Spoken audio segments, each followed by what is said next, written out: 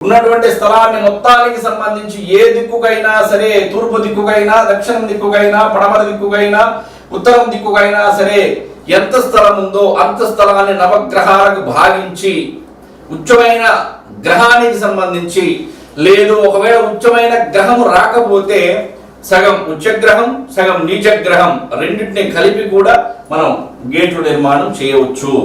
కానీ ఈ విధంగా మాత్రం మీరు ఎటువంటి పరిస్థితుల్లో కూడా ప్రహరీ గేట్ల నిర్మాణం చేయకూడదు.